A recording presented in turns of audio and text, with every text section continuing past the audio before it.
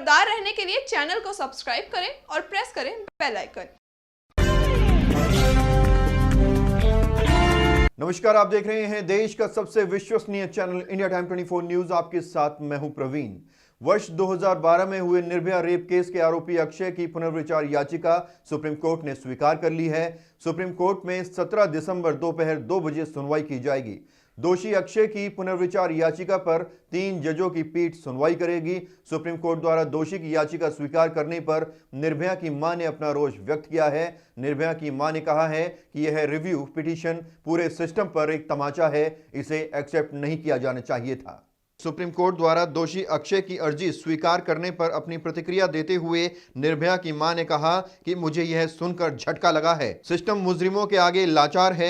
हमें उम्मीद थी कि 16 दिसंबर को फांसी होगी। उन्होंने कहा कि मुजरिम के आगे हमारा सिस्टम फेल क्यों है। आज मैं 7 साल से संघर्ष के लिए लड़ रही हूँ।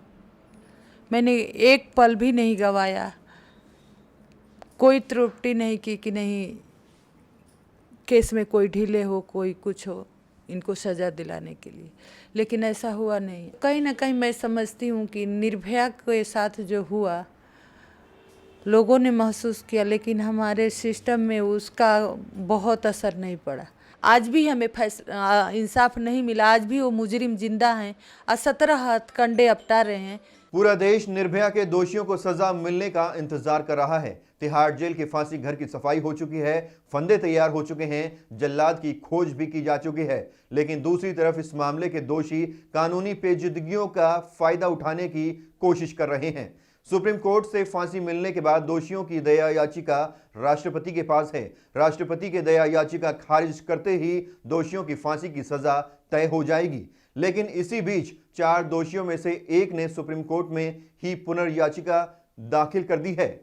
कोर्ट ने इस पुनर्विचार याचिका को स्वीकार कर लिया है। दोषी अक्षय ठाकुर ने कोर्ट से गुजारिश की है कि उसकी फांसी की सजा पर एक बार फिर से विचार किया जाए। आपको बता दें, निर्भया केस को 7 सालों का वक्त बीत चुका है। जिस वक्त ये रेप केस का मामला सामने आया था, पूरा देश गुस्से से आग बबूला हो गया था, जिसके बाद कई कानूनों में बदलाव किया गया, महिला सुरक्षा के लिए कई नीतियां बनाई गई, लेकिन आज भी दोषी कानून के लचीलेपन का फायदा उठाते हैं। इंडिया टाइम 24 न्यूज के कैमरे पर भी निर्भया की मां आशा देवी ने सिस्टम पर सवाल उठाए थे। क्या कहा था उन्होंने, दिखाएंगे आपको एक छोटे से ब्रेक के बाद। तिलक नगर में स्थित लालवानी साड़ीज एंड ज्वेलर्स, जहां आपको मिलेगा एक से एक डिजाइन व बेस्ट क्वालिटी के लहंगे, सूट और साड़ियों का शानदार कलेक्शन। वर्ष 1978 से अपने ग्राहकों की सेवा में उपलब्ध लालवानी साड़ीज एंड ज्वेलर्स का भव्य शोरूम। यहाँ आपको मिलेंगे hallmark gold jewellery and certified diamond jewellery.